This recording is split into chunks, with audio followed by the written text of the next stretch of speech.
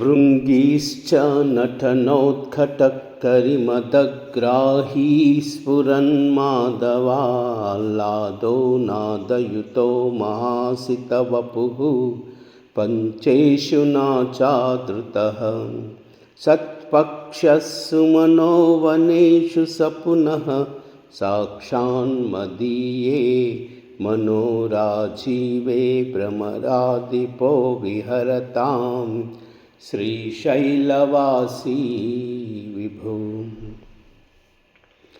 भृङ्गीश्च नटनोत्कटः करिमदग्राही स्फुरन्माधवाल्लादो नादयुतो महासितवपुः पञ्चेषु नाचादृतः सत्पक्षः सुमनोवनेषु स पुनः साक्षान्मदीये मनोराजीवे भ्रमरादिपो विहरताम् श्रीशैलवासी विभो। भृङ्गीश्च नटनोत्कटः करिमदग्राही स्फुरन्माधवो आह्लादो नादयुतो महासितवपुः पञ्चेषु नाचादृतः सत्पक्षः सुमनोवनेषु स पुनः साक्षान्मदीये मनोराजीवे भ्रमरादिपो विहरताम् श्रीशैलवासी विभो। कारुण्यामृतवर्षिणी घनविपद्ग्रीष्मच्छिदा कर्मठं विद्यासस्य फलोदयाय सुमनः संसेव्यमिच्छाकृतिं नृत्यद्भक्तमयूरमद्रिनिलयं चञ्चच्जटामण्डलं शम्भो वाञ्छति नीलकन्धर सदा त्वां मे मनः चातकः। आकाशेन शिखी समस्तफनिनां नेत्राकलापीनता नुग्राही प्रणवोपदेशनिनदै केकीर्तियो गीयते। श्यामां शैलसमुद्भवां गणरुचिं दृष्ट्वा नटन्तं मुधा वेदान्तोपवने विहाररसिकं तं नीलकण्ठं भजे। सन्ध्यागर्मदिनातयो हरिकरा गाता प्रभूतानकध्यानो वारिदगर्जितं दिविषतां दृष्टिच्छटा चञ्चला भक्तानां परिश्लोषबाष्पविततिर्वृष्टिर्मयूरी शिवा यस्मिन्नुज्ज्वलताण्डवं विजयते तं नीलकण्ठं भजे, तं नीलकण्ठं भजे।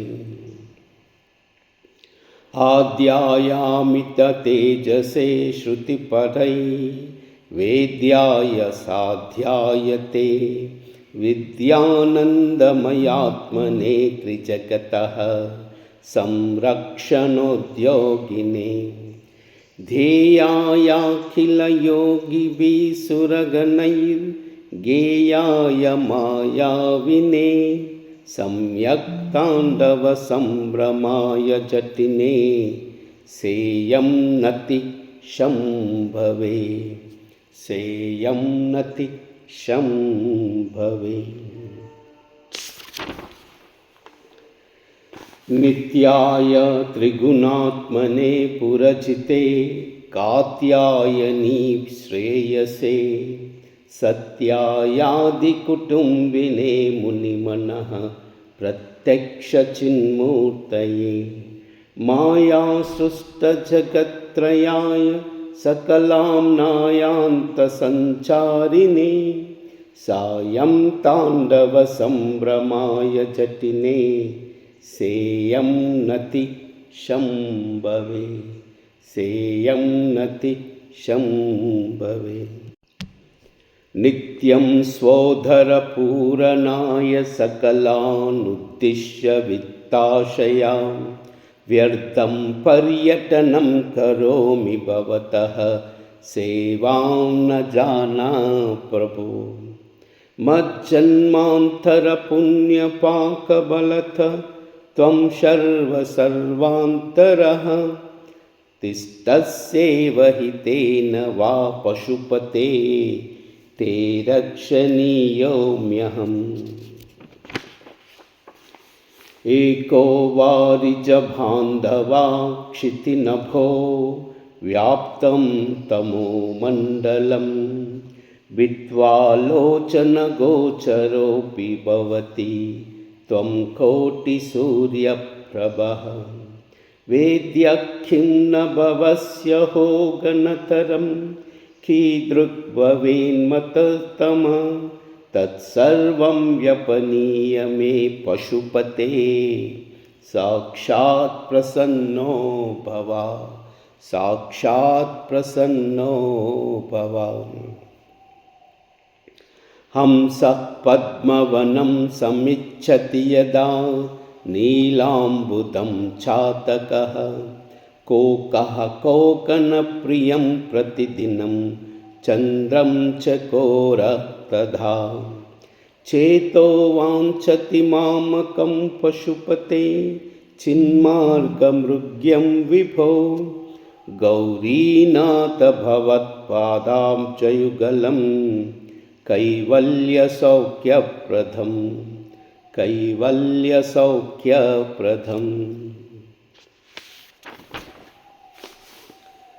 रोदस्थो यहृतः श्रमेण पथिका छायान्तरो वृष्टितो भीतः स्वस्थगृहं गृहस्थमतिथिर्दीनः प्रभुं धार्मिकं दीपं सन्तमनास्कुलश्च शिखिनं सीतावृतस्त्वं तदा चेतः सर्वभयापहं व्रजसुखं शम्भो पदाम्भोरुहं शम्भो पदाम्भोरुहम्।